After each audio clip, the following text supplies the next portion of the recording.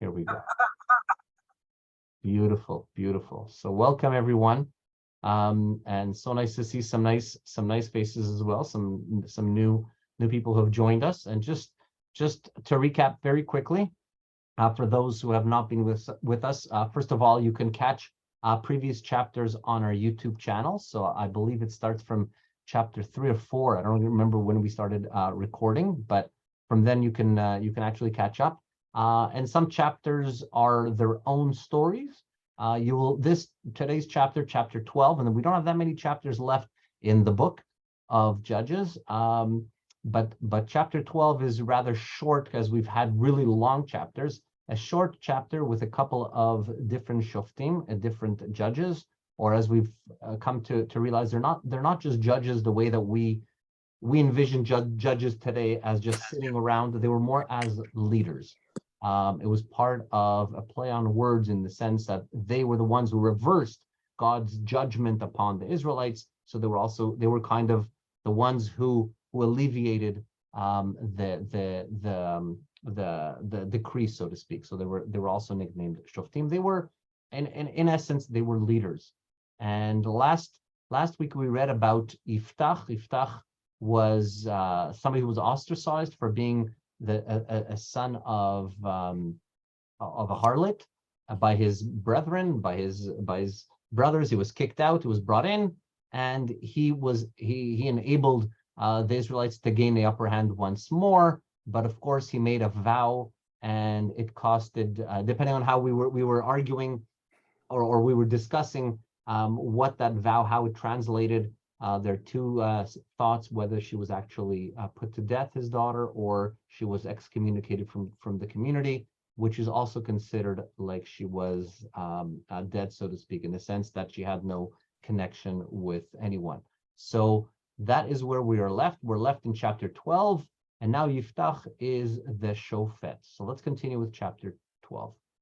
So this is after the victory, not that much long. Vayitzaek ish Ephraim vayavor Safona. The men of Ephraim mustered and crossed the Jordan over to Tzafon. Why to Tzafona? Because this is where Yiftach lives, and I'll show you where this town is shortly after we finish this pasuk. Vayamru Yiftach. So these people from Ephraim, it happens to be that Yiftach is from the Shevet of Menashe. He's from Menashe, which is across Transjordan, which I'll show you shortly.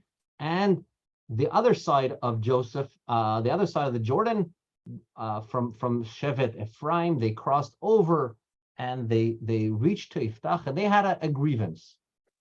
They said the follows: Madua avarta lelachem b'vnei Ammon? Why did you cross to battle b'nei Ammon? And velanu lo karata lalechet imach, and you did not call us to support you. Why didn't you call us? Why? Therefore, Beitcha, your house, nisrof alecha ba'esh, we will burn your house on top of you while you're in it. So what exactly is going on here today? And I'll show you in a second. That's after he's won the battle. This is after he won the battle. Okay, so it's certainly rather strange. And I want to just show you. So on the right, I know there are two of them, but look on the right hand side. Do you see Tzafon right here on the right hand? Mm-hmm. So this is where we are talking about. You see, this is Menashe, roughly right here. Do you see that? Both across the Jordan and in Israel proper. And here we have Ephraim is here. Okay? So they're crossing, blah, blah, blah, blah, blah. They crossed the Jordan being right here. You see it? And they went to Tzafon. Okay, this is the city where they are in Menashe, and this is Ephraim. Do you see it? Very close to the Jordan. Yes. So they actually crossed partly through Menashe to get to Tzafon. All right, does everybody sees where that is? Kind of get an idea of where. Yeah. Okay, it's just a little bit north of. This is where Jerusalem is. Okay, and this is Kinneret, Yam Kinneret. It's roughly halfway between, but all the way to the east, halfway between Haifa, which is here, Tel Aviv, which is here, and literally halfway up, I think, maybe around where Netanya is.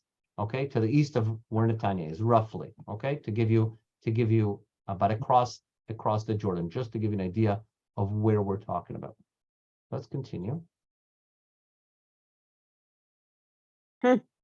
Okay, so they cross over with a grievance. Why didn't you call us? We want to support you. Okay, but it's beyond that. Vayomer Yiftach alehem. Yiftach answers them. Ish riv haiti ani ve'ami uvnei amon me'od. My people and I were in a bitter conflict, in a bitter battle with Bnei Ammon. Va'izak etchem. I did call you.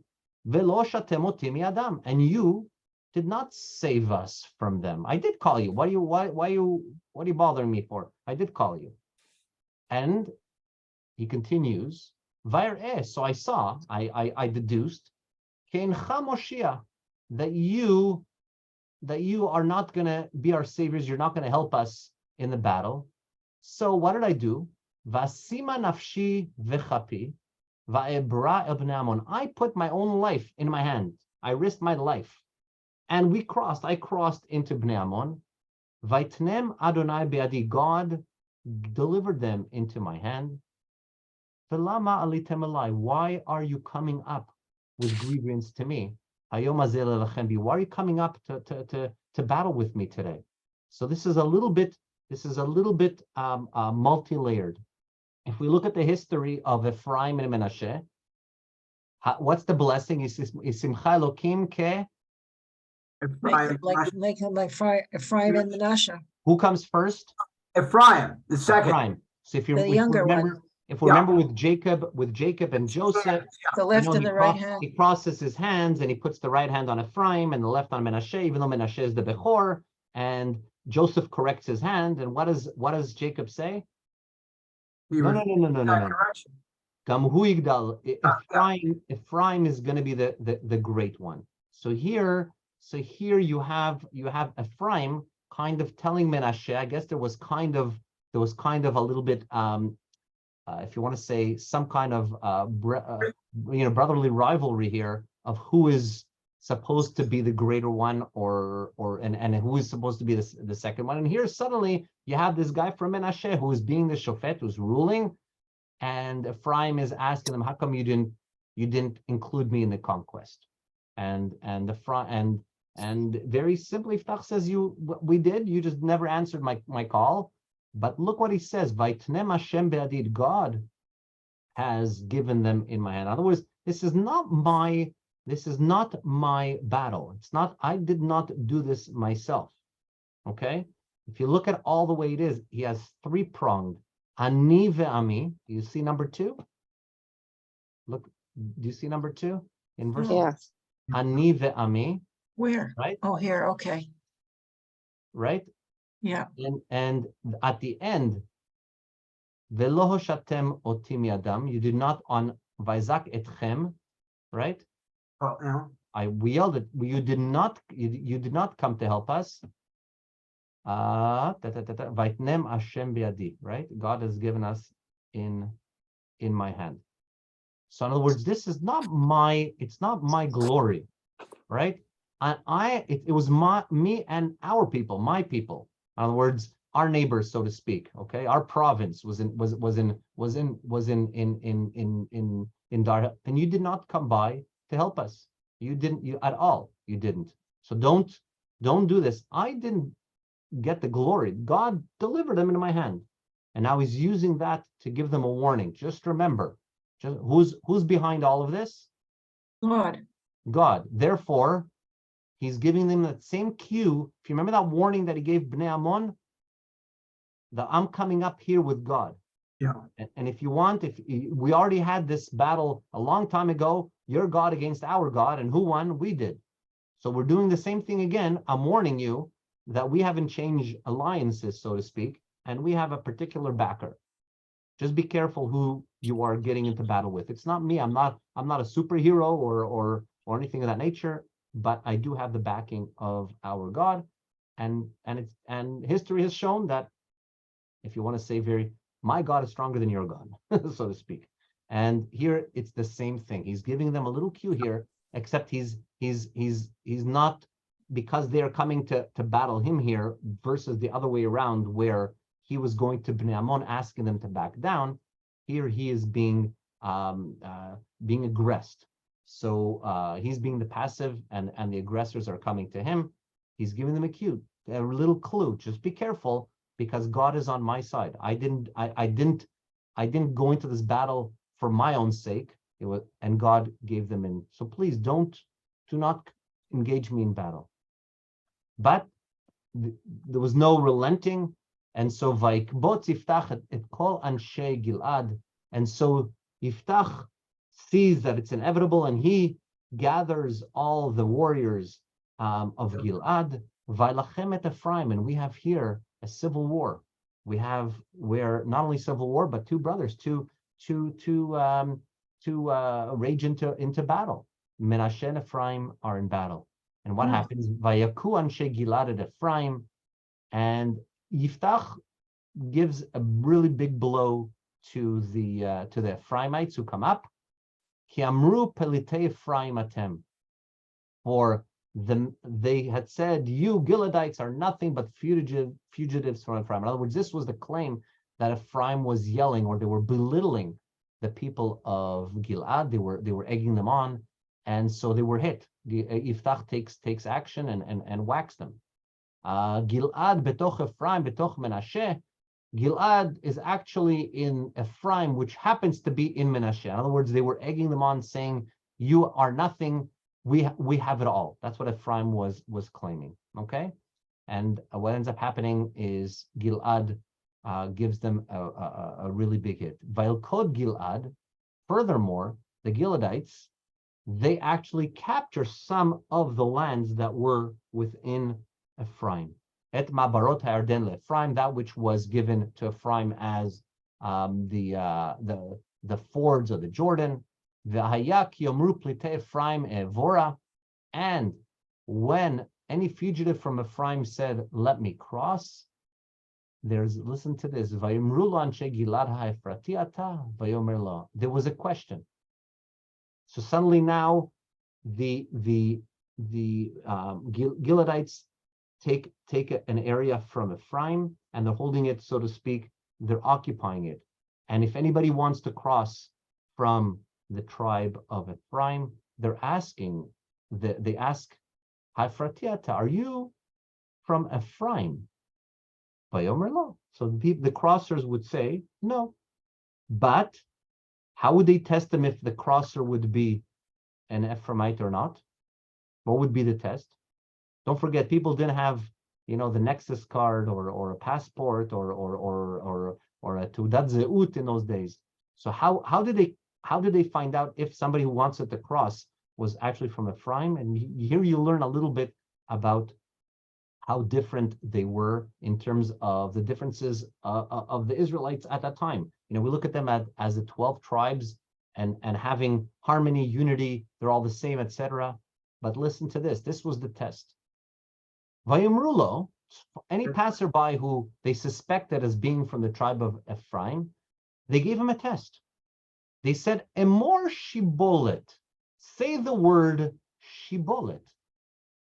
If he said Vayomer sibolet, if he changes the shin to a sin, velo yachin ledaber ken, and he was unable to pronounce shibolet correctly, vayochazu oto vayishchetuhu el mabarot hayarden, they would seize him and they would slay him there on the fords of the Jordan. And vaypol ba'et hahim Ephraim arba'im u'shnaim aleph. At that time in this battle, some 42,000 Ephraimites were slain or were killed. So we see here that even the dialect just across the Jordan was very, very different. Shibolet, sibolet. Do you see the difference? So this was the test. And Vaishpot Yiftach et Yisrael shesh shanim, Yiftach ends up leading Israel for 6 years. Vayamot Yiftach Hagiladi, Yiftach, the Giladites, passes away. Vayikaver be'arei Gilad, and he was buried in one of the towns of Gilad. And we have after him, Vaishpot acharav et Israel Ivtzan mi Beit Lachem. After Yiftach, there's this guy called Ivtzan from Beit Lachem. Who knows? Totally different line, Pardon? totally different family. Yes. And once again, you see the pay? End of story, yeah. End of story. So number 8, new story. Now we're into the next leader, Ivtzan from Beit Lachem. Our sages tell us this is not just a regular man. Anybody guess who's from Beit Lachem? Who's introduced as Beit Lachem? Oh, Boaz is from Beit Lechem, isn't he? Who? Isn't Boaz? Yes, fantastic. So our sages tell us Ivtzan is actually Boaz. All right? This was his other name. And what happens? Vayhilo shloshim banim ushloshim banot. Shilach hachutza. He had 30 sons and 30 daughters. Shilach hachutza. He actually went out and married them out. Okay? Ushloshim banot hevi levanav min hachutz. And he brought 30 daughters from the outside, in order to get married. Vaishpot et Israel sheva shanim, and he ended up leading the Israelites for 7 years. Now, what's the important thing here about shloshim banim and shloshim banot? Is there any stories? Why is it so important for us to know about? Well, one of them, Yosi, one of them is supposed to be the predecessor to King David, I assume. Could be, yes. As he was married to Ruth, that's right. So part of it is, I think, if you look at the text, how many children did Yiftach have? 13, no?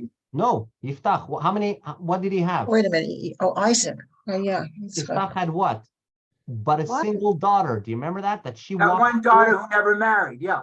He had one Dina. daughter who was never allowed to marry. Exactly. Right. So here we have a lesson that is not the way that the Torah wants us to go about, to remember. We don't want to remember the story of Yiftach, where his daughter, he made that promise where his daughter would stay. Either we can either explain it as she was actually killed, or that she was not allowed to have any contact with any human, and which is, in a sense, she's all alone. It's kind of like dead, but also she was not allowed to get married nor procreate. So why? That was part of the punishment. That was part of the punishment. And she accepted it upon herself, if you remember. But was that because she walked away from the? No, that's because of the promise that Yiftach made. Anybody who walks through the doors of my the first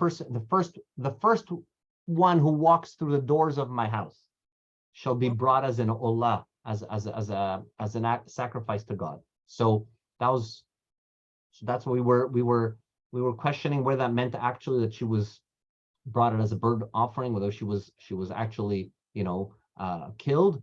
And most commentaries say no, but that her punishment was kind of like death, which we know when you're excommunicated, or she was living outside of the city. And part of it is she was not allowed to get married. And it clearly states that in the text, that she had no relations. And here are in the highlight of Ivtzan, of Boaz, is to let us know that the real way of doing is shilach hachutza, is we send our daughters away, not in the sense of excommunicating, but this is speaking about sending out to get married in the world. It's a positive thing. Shilach hachutza, we send them out. And for his boys, he brought from the outside. In other words, the other parents sent their daughters to get married. So here we're changing the word hachutza into a positive connotation, as opposed to sending her away, hachutza, into exile. Here, hachutza means that they actually send them out into the world to increase the family, Yes. in order to yes. Was this in the time of patrilineal lineage? Like those 30 girls, or rather the boys who married 30 girls from outside, were we in the period of what would the children be? So it was never really 100% whether it was through the mother or through the father, matrilineal or patrilineal. It was a pseudo. At this point, it would definitely certainly be more from the fathers, from paternal, how do you call it? That's what I thought. Yeah, from a paternal. But nonetheless, there was still always some kind of descendancy from the mother. But clearly from here, it's mainly from, it's still in biblical terms from it was paternal lineage. Okay. Mhm. Yeah. Vayamot Iftzan, Iftzan passes Vekaver Bebeit Lachem, and where is he buried? He's buried in Beit Lachem. All right. Vaishpot acharav et Israel. Afterwards, the one that goes and leads Israel, Elon Hazvuloni. His name is Elon. He's from the tribe of Zvulun. Vaishpot et Israel Eser Shanim. So let me show you where. Let's see who can find where is Zvulun. Up north. Okay, that's the purple. Everybody see it? Yeah. So that's the purple. North of Haifa. Okay. Yeah. So that's where. So we see that there is definitely spreading of the wealth, so to speak, in the sense of leadership. It's not always from the same tribe. Okay. So now we have Vayamot Elon Hazvuloni, Vaikaver Ba'ayalon Be'eretz Zvulun. He is buried in his city, which is Ayalon, which is in Zvulun. So very uneventful rule, so to speak, or leadership, as you will see. In that period, Exactly. Look what happens here. Vaishpot acharav Israel, Avdon ben Hillel Hapir Atoni. And after him, it is Abdon, the son of Hillel, from the city of Pirton, who leads the Israelites. What does he have? Vayilo arba'im banim ushloshim bnei vanim. He had 40 sons and 30 daughters, grandsons. Busy boys, these guys. And he had bnei vanim. Rochvim al shivim ayarim. They went wherever they traveled, or whenever they needed to get around, they rode on 70 jackasses, which is really donkeys that haven't fully grown or matured yet. Vaishpot et Israel shmone shanim. He led the Israelites for 8 years. Why? What's important on how they rode? It has to do with wealth, but are jackasses Yes, so more valuable or less valuable? So it is Cindy, absolutely right. It is for wealth. Part of it is, even though he had what seems an unscripted, very boring, there was no real excitement, so to speak. This was no, I'm sorry to use the word jackass, but this was a very important person. In other words, sometimes even if there aren't that many stories about the Shoftim, doesn't mean that they did not leave a legacy, and that is why they are recorded. But it wasn't worthwhile. It was leadership that was mainly affected that particular point in life.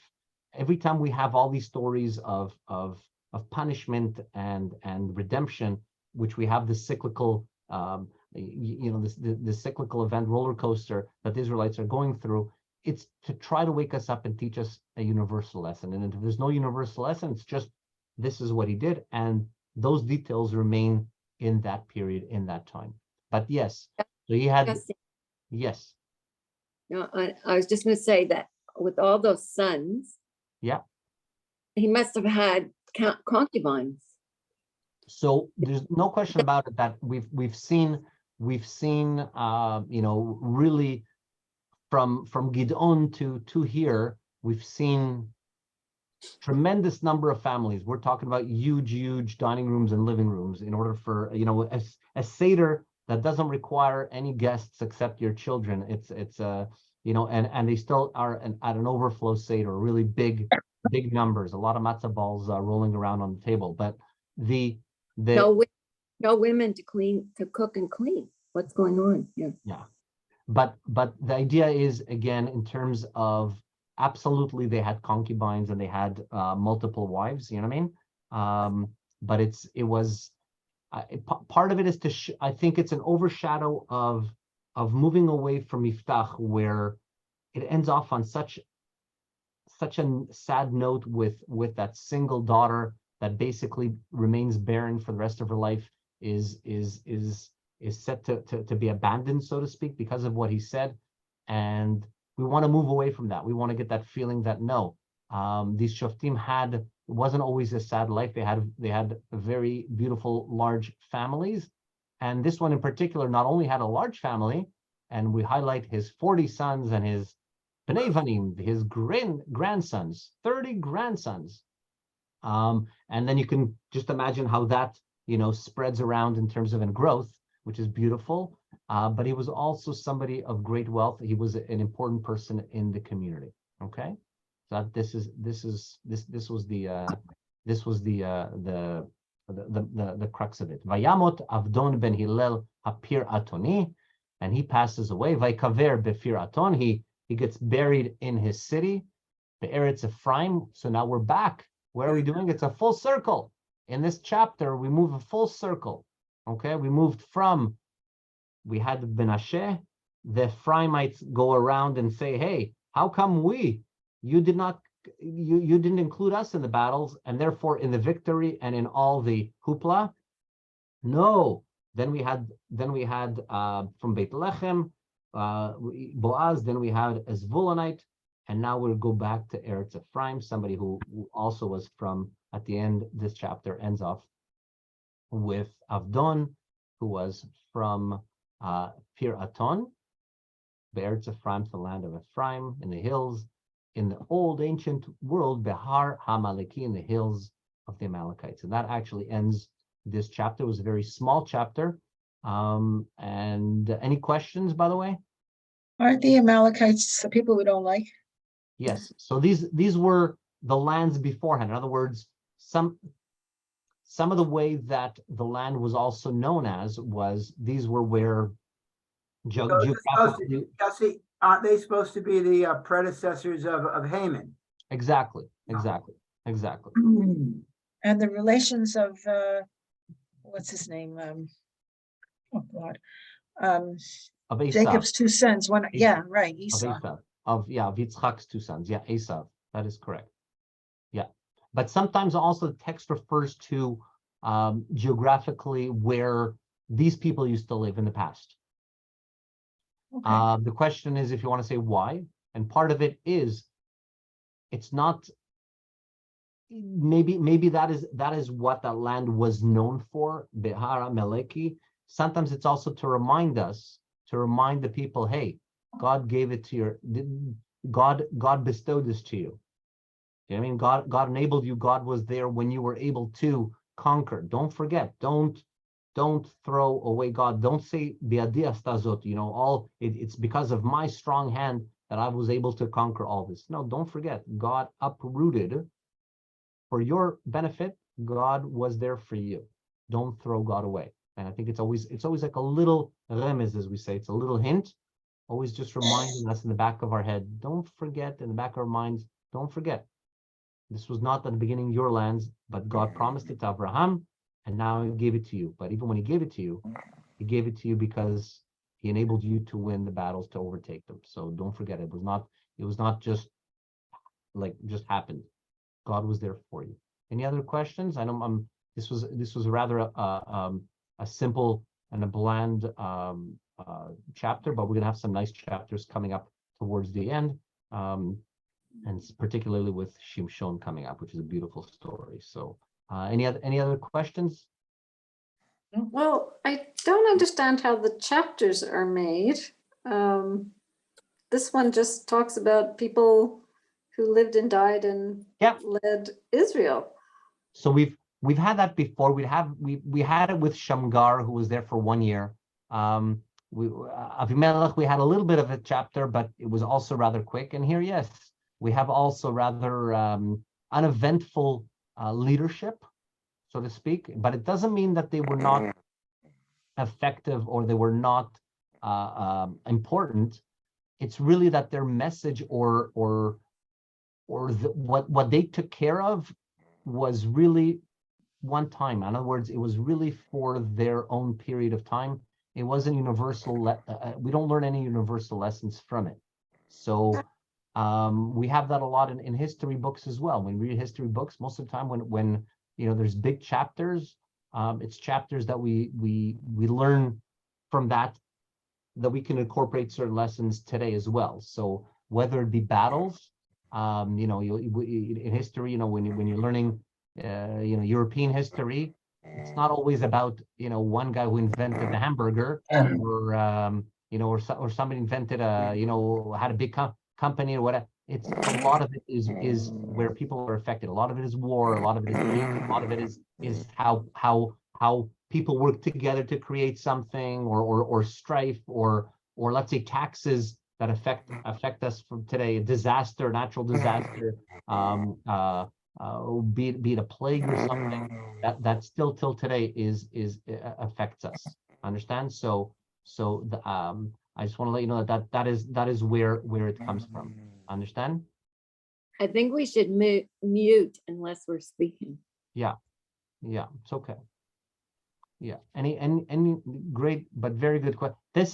It's not always about stories and narratives. Maybe that's way to say it. And usually when it's narrative and they tell a lot of stories, as we will see as well with Shimshon, it'll be because it's there's more than just that. It's not just a Hollywood thing that when you were talking about Boaz or Hillel Avdon here, that we're gonna what did he do? Now it's almost just marking it historically. Okay, we had this. Oh, this is worth expounding on. Expanding on this guy's experiences because they show us again something. So we will see shortly some more stories. Any other questions? So what I'm going to do is I'm going to stop the recording. Hold on.